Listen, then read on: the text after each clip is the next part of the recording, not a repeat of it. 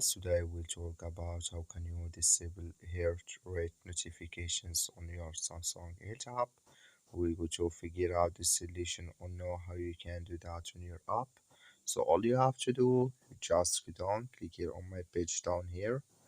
So when you click here on my page, it's going to take us to this list here. Then all you have to do now, just go above this and click on it.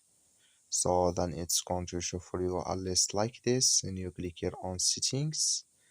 So then it's going to take us to this list here, and you click here on notifications. So then it's going to take you to this list here. You go down, then you come here to right here notifications. Click in this sign or this color.